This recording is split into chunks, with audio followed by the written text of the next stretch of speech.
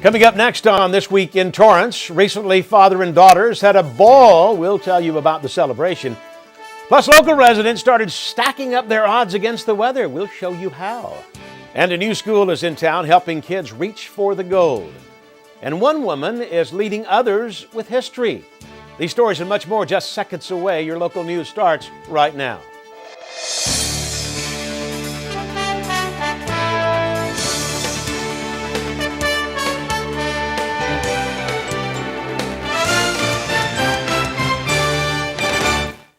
Hello, everybody, and welcome to This Week in Torrance. I'm Ben McCain. Thanks for joining us. Here are your top stories.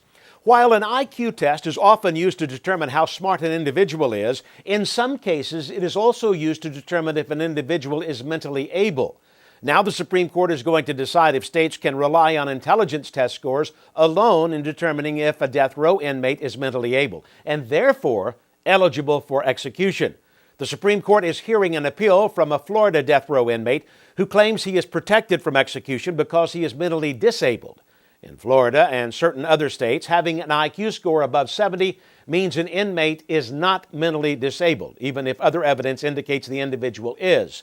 Until now, the courts have left it up to the states to set the rule to judge mental disability. Well, two Torrance residents got a sweet treat at the 86th Annual Academy Awards after the husband and wife duo won front row tickets to the red carpet.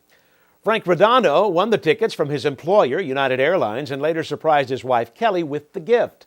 The two got to gaze at celebrities firsthand on the red carpet.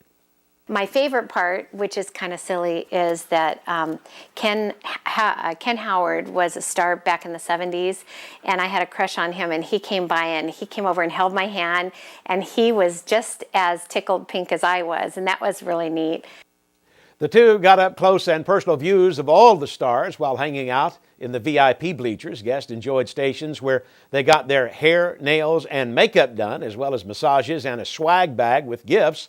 Once the stars went into the Dolby Theater, the bleacher guest went to have dinner and watch the show at the El Capitan, where everything was set up for them. The couple says they took home some great memories. I took hundreds of pictures, and we haven't gone through them yet, but I'm looking forward to seeing what I took. Hollywood, congratulations to the Rodanos. 81-year-old former LA Dodgers player Maury Wills still puts his Dodgers uniform on and heads to spring training each year. But this year, he had another special event to squeeze in during the same week.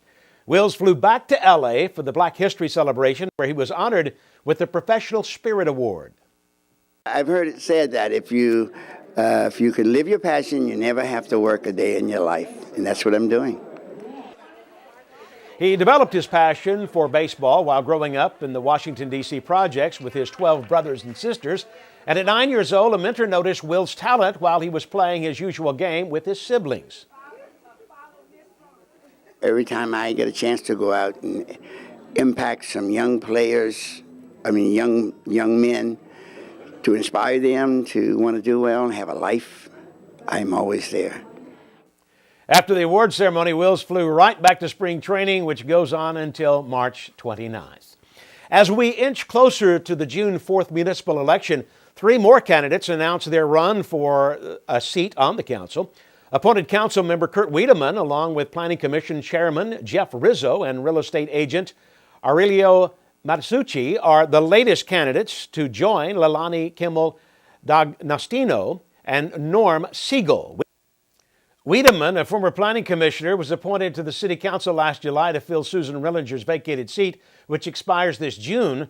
Rizzo is a retired lieutenant with the Torrance Police Department, and Matsucci owns a real estate company based in Torrance.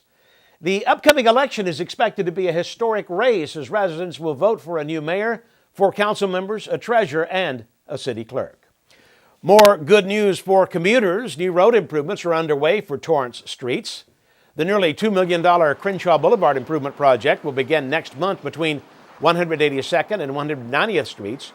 Work includes pavement construction, traffic signal modifications and upgrades, landscaping improvements, and repair to damaged curbs, gutters, and sidewalks. Funded by federal grants, 6 portable message boards will keep commuters informed of lane closures and other information related to the project. The work should be complete by fall 2014. For more information, contact the Public Works Department at 310-781-6900. Well, it was a special night for Hickory Elementary School. After 18 months of planning, construction, loud noises, dust, and numerous fire alarm testings, the school celebrated a rededication ribbon-cutting ceremony. Hickory Elementary is one of several schools that are having construction done to better the campus and safety of its students. The school now has a new computer lab, library, and front entry that makes the school more safe and secure.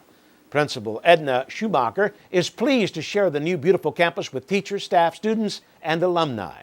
They love their new computer lab. They love their library. The parents that volunteer in the library have opened it during lunchtime for some of the older students. So we are really making use of our campus. It's very thrilling. Many attended the ceremony, including council members, school board members, current students, and their parents, and even alumni. Believe me, it does make a difference. I know there's people who say it doesn't matter, but it really does make a difference that our students have a great school to go to. And I'm very happy that the voters of Torrance voted this in. There are 30 schools in Torrance, and Mayor Scotto hopes they all get rededicated just like Hickory Elementary. Well, the City Council met up this week. Here's a look at your community matters. Mayor Scotto presented one of the most prestigious awards given by the city that recognizes citizens for their remarkable dedication and service to the Torrance community. The Jared Sidney Torrance Award, established in 1984, is presented by the council to citizens who have served the city in a magnitude of ways, and 2 extraordinary women were honored. Hazel Taniguchi and Maureen O'Donnell, both known for their tireless efforts as civic activists, lifelong volunteers, and exceptional community leaders, were called to the podium to receive this special recognition. Hazel Taniguchi to come to the podium, please. Taniguchi, a former educator for LAUSD, is involved in many organizations, from the South Bay Japanese American Citizens League to the Torrance Sister City Association. She has served on countless boards, is involved with organizations she's passionate about, like the League of Women Voters, the city's TV/Cable Advisory Board, the Parks and Recreation Commission, the Salvation Army, and the North Torrance Lions Club, just to name a few. Taniguchi, originally from Hawaii, has been an active member of the Torrance community for nearly 3 decades and was praised by the council for her enthusiasm and dedication to serving the community. Mayor Scotto honored another extraordinary woman, Maureen O'Donnell, also a pillar in the Torrance community, who taught in the LAUSD for 36 years. During her tenure in education, O'Donnell created a community volunteer program for her high school students, teaching them early on the value of giving back.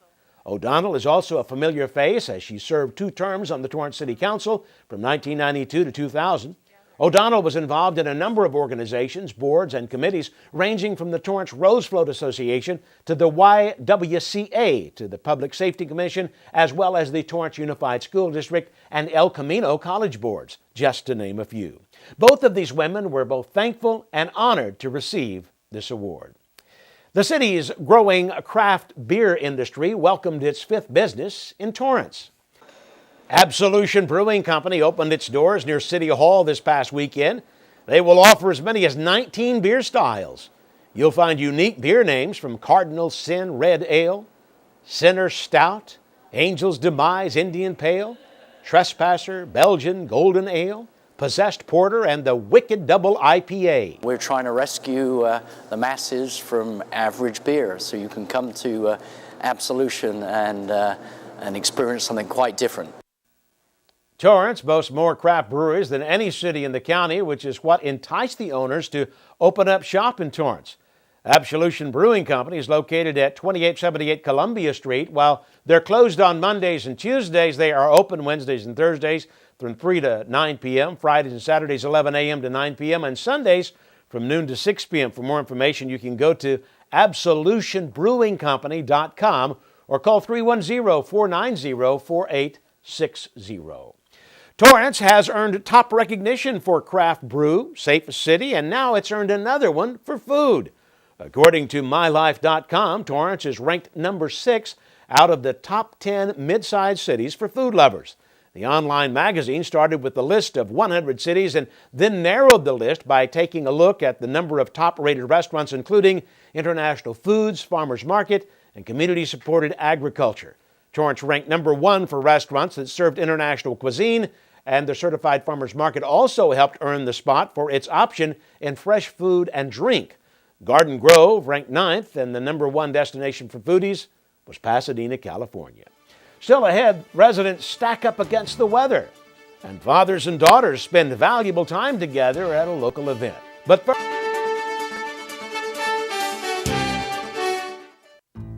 here at PSA, we come together to help and support those who are affected by disasters around the world. We also know there are those who wish to make their own contributions. However, what others don't realize is the way they donate can make a difference. One factor is the additional cost of shipping. Another is whether the donation meets the necessities of those in need. So next time, please make your donations count. Donate cash.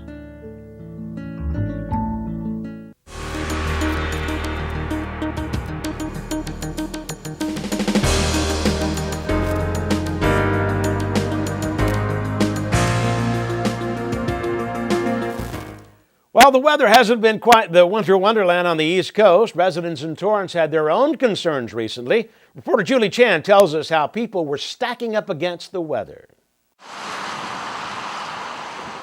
Torrance Public Works offers residents free sandbags in times like this. I went by the house and my 2 huskies are knee-deep in water in the backyard. The alley's flooded. Wellbaum is grateful. All he had to do was show proof of residency. In case of more rain, Wellbaum does not want to be caught off guard again. What's the max on the bags? 25. You want them all? Yeah, I'll take them all just to be safe. I am standing here at one of 10 sump sites in the city of Torrance, and the one right behind me is about 40 feet full of water after the first rainstorm. Officials are hoping for what they call a March miracle of a lot more rain. And in case of more rain, they advise. Maybe come in early. Don't wait till the last minute. It's always good to be ready. So we'll be here. Wellbaum knows he'll be much more prepared for the next one. Reporting for Torrance CitiCABLE, I'm Julie Chan. Thanks, Julie. During storms like the most recent one, the City Yard gives out 25 free sandbags to each Torrance resident. They are located at 20500 Madrona Avenue. Well, a new gymnastics academy recently opened in Torrance. Reporter Jacqueline Sarkeesian finds out what makes it one of a kind. It was a no-brainer for gymnast Ari Tamata to make the switch to flight school gymnastics. I definitely made the right decision. There's no second guess with that. Tamata is a level 10 gymnast, one of the highest levels in her sport, and in the hopes of taking her abilities to the next level, she recently made the switch to flight school, and she couldn't be more confident in her decision. I've progressed so much, and I can't wait till I learn more skills. The owners of Torrance's new gym wanted to create a place where aspiring athletes could practice gymnastics at their own level. I felt there was a real need in the South Bay for a high-level gym where we could offer girls the opportunity to go anywhere from, if it's just recreational and that's what they want, or all the way to the Olympic level. We really needed a gym of this caliber in the South Bay. Former competitive gymnast Suzanne Carreau not only wanted to create a happy environment for all ages, but a competitive one too. We have a loose foam pit where the girls train high-level skills. We have all brand new Olympic-level equipment. Flight School Gymnastics is one of 4 gyms in Torrance, but the gymnast I caught up with said there's something unique about this one.